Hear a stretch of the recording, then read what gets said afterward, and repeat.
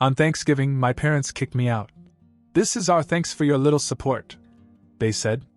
I said I stopped paying the bills and left, but they laughed. But when a month later, Thanksgiving was supposed to be about family, about giving thanks. Instead, my dad looked me dead in the eye in the middle of dinner and said, "You have to leave." I froze, fork halfway to my mouth. What? My mother avoided my eyes.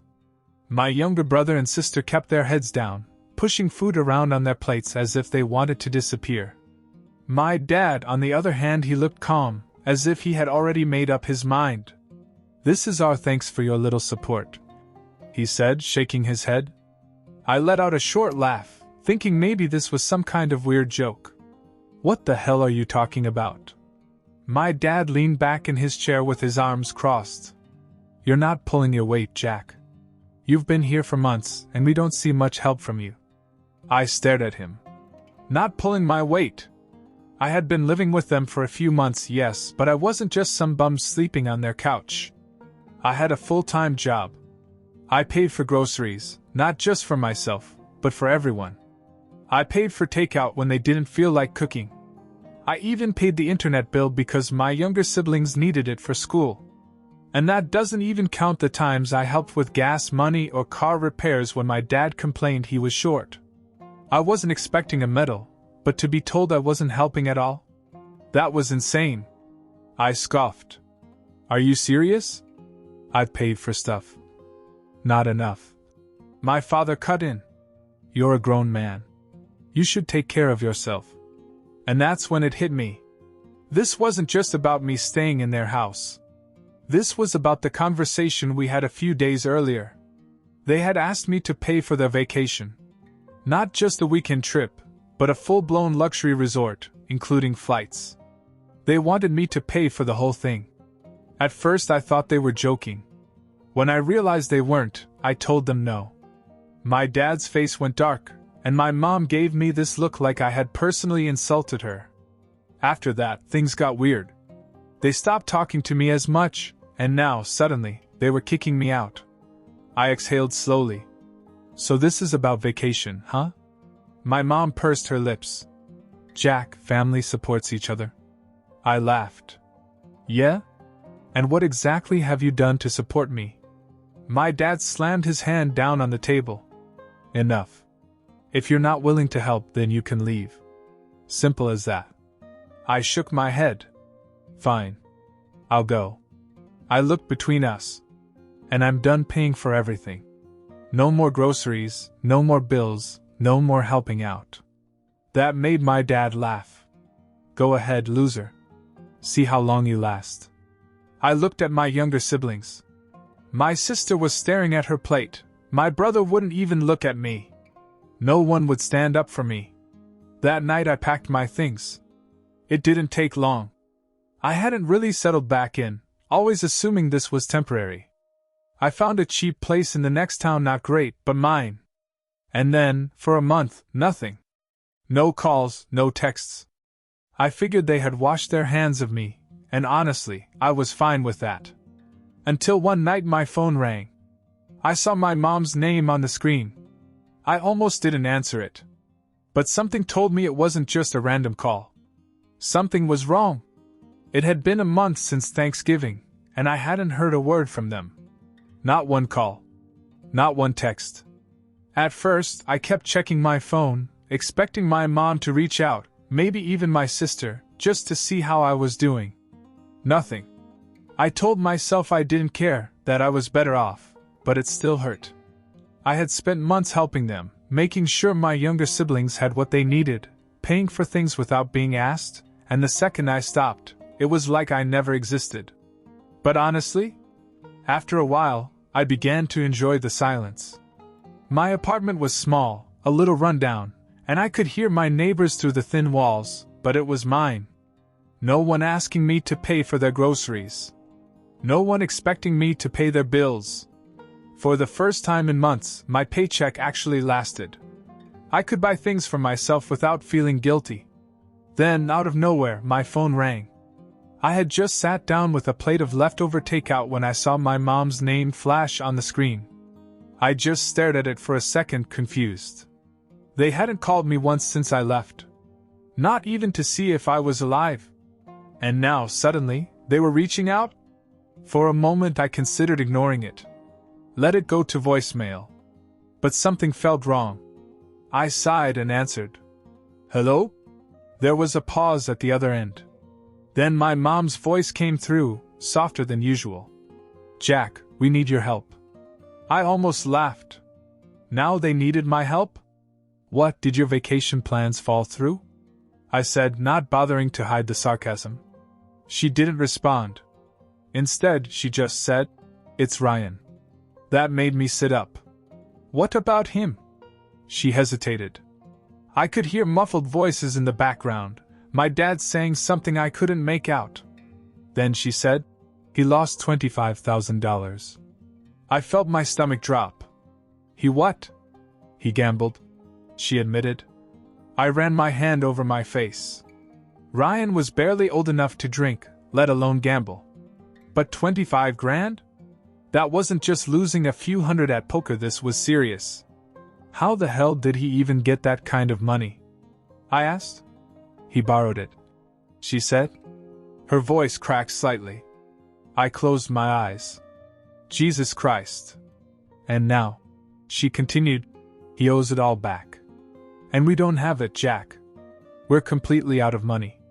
I sat back in my chair and stared at the ceiling. A month ago, these people had laughed in my face when I said I was done paying for everything. They had thrown me out on Thanksgiving. And now they were suddenly desperate for my help because my idiot brother had gotten himself into massive debt? It would have been so easy to hang up on them. To tell them it wasn't my problem.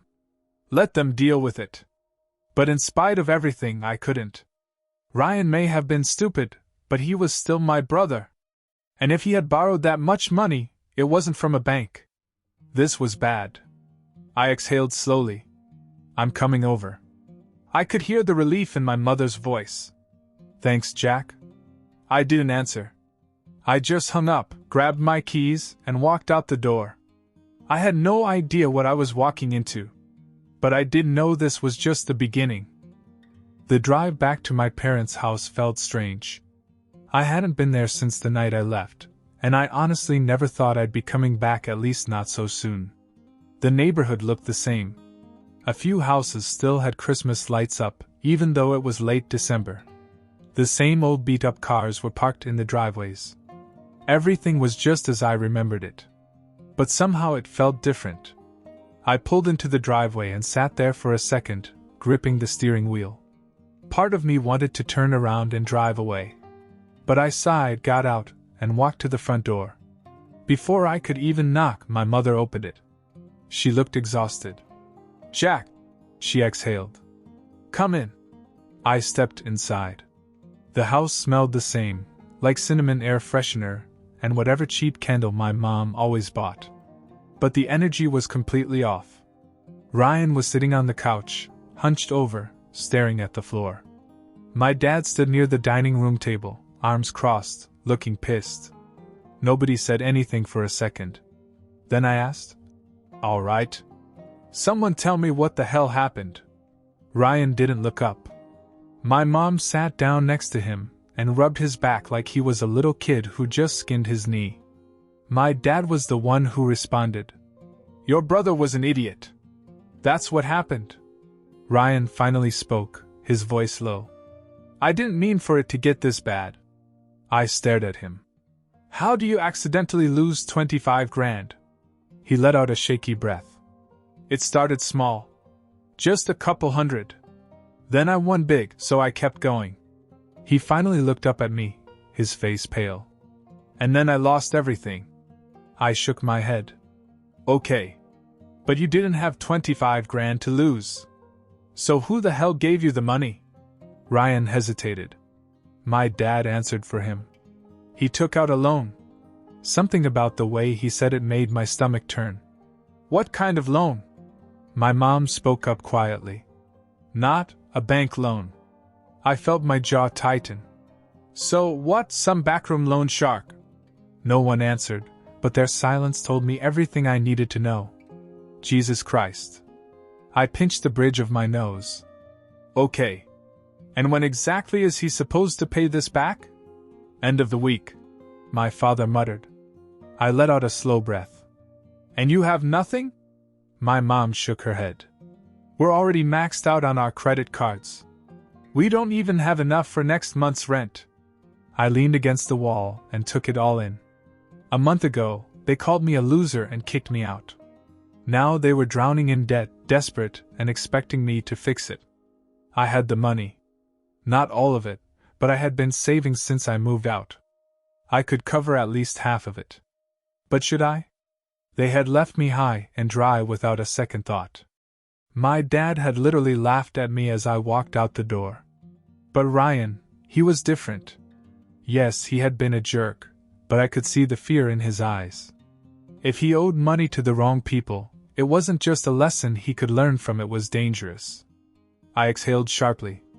I can cover some of it. My mother breathed a sigh of relief. My dad didn't say anything. Ryan just nodded, his eyes still on the floor. I'll wire you 12 grand, I said. That's all I can do. My mom grabbed my hand. Thank you, Jack. I pulled away. Don't. Just make sure this never happens again. I turned to Ryan. And you? You're gonna pay me back. Every damn cent. He swallowed hard. I will. I didn't believe him, but I'd deal with that later. For now, I had just bailed them out. And even though I knew I shouldn't have, I couldn't help but think maybe, just maybe, that it would change things. Little did I know how wrong I was. I wired the 12 grand that night. My mother almost cried. My dad mumbled what I think was a thank you, but he could barely look me in the eye. Ryan just nodded, still looking sick to his stomach. I didn't stay after that. I made it clear that this was a loan, not a gift, and that Ryan would pay me back. No one argued. As I drove back to my apartment, I told myself that I had done the right thing.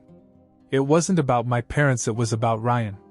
He was my brother, and as much as I wanted to let them all drown in the mess they'd made, I couldn't sit back and watch him get hurt over something stupid. A week passed. Then 2. Then a month. And nothing. Ryan hadn't sent me a dime. No calls, no texts, nothing. I waited, giving him the benefit of the doubt. Maybe he was back on his feet. Maybe he was working things out. Then one day, I finally broke down and called him. He answered after a few rings. Hey, Jack. I got right to the point. Where's my money? There was a pause. I don't have it yet. I clenched my jaw. You said you'd pay me back.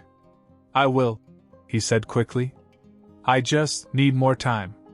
More time? I scoffed. Ryan, it's been a month. You haven't even sent me $20.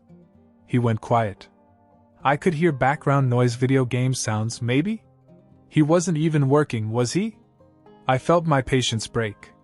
You're screwing around, aren't you? No. I'm trying, man, I'm just Ash. I cut him off. I don't care about excuses. I bailed you out. I didn't have to, but I did. And now you're just ignoring it? I'm not ignoring it, he snapped. Things have been hard, okay. I laughed bitterly. Yeah? Well, things are going to get a lot tougher if you don't start paying me back. Silence. I sighed. Whatever. Just figure it out. And I hung up. I expected at least something after that. $100 here, $50 there. But still nothing. A week later, I decided to try my parents instead. If they had money to bail him out, they could help him pay me back, right? So I called my dad. As soon as he answered, I got right to the point. Hey, I need to talk to you about Ryan's debt. My dad let out an exasperated sigh. What about it? He hasn't paid me anything. Not a dime. So? I paused. What do you mean, so? You gave him the money. That was your choice. My grip on the phone tightened. It wasn't a gift. My dad let out a dry laugh. Well, that's your problem. I thought I misheard him. Excuse me? You chose to help him, my father repeated, as if explaining something to a child. That's on you. Don't come crying to us about it. I was so stunned I didn't even know what to say at first. Those were your exact words, I finally said. Family helps each other. That's what you told me when you kicked me out. But now that I need help, suddenly that doesn't apply? Jack, you're an adult, he said, his voice sharp now. Handle your own problems. I let out a short laugh. Wow. So if you need money, the family helps each other out. But when I do, I'm on my own. That's life, he said dismissively. You don't like it? Too bad. I felt pure rage creep up my spine. They had begged me to come back. Begged me to save them. And the moment they got what they wanted, they turned their backs on me. Got it, I said coldly. Enjoy your life, Dad. I hung up. I sat there for a minute, staring at my phone, trying to process just how deep their selfishness ran. And that's when I realized something. I wasn't going to let this go. Not this time. They thought they could walk all over me. They were about to find out how wrong they were. I sat in my apartment, staring at my phone, replaying my father's words over and over. Deal with your own problems. That's life. They really thought they could just use me and toss me aside. That I'd keep playing their game, keep bailing them out while they walked all over me. They had no idea who they were dealing with. I wasn't going to let this go. I spent the next few days thinking. If Ryan wasn't going to pay me back and my parents were just going to shrug it off, I needed another way to get my money. And then an idea hit me, one so simple I couldn't believe I hadn't thought of it before. I still had access to my parents' Wi-Fi and cable accounts. I had set them up when I lived there. The bills were always in my name because, I was the one paying for them. And guess what? They had never changed the billing information after I left. So I logged on and canceled everything. Internet? Gone. Cable? Cut off. Streaming services? Disabled. They were officially off the grid. I sat back and waited. Sure enough, my mom called the next morning. Jack, she said, her voice already annoyed. The internet's down. I played Clueless. Huh. That's weird. She sighed. Can you look into it? Your sister has schoolwork and we can't even watch TV. I smiled. Oh, I already know what happened. What? I canceled it. Silence. You what? She finally said. I canceled everything. Internet, cable, Netflix, whatever you were using, it's gone. Jack, she gasped. Why would you do that? I leaned back in my chair. Oh, I don't know. Maybe because I was still the one paying for it. But your sister needs it for school. Then maybe, I said slowly, you should pay for it yourself. I could hear my father in the background. What's going on? Jack canceled everything. My mom hissed. Good.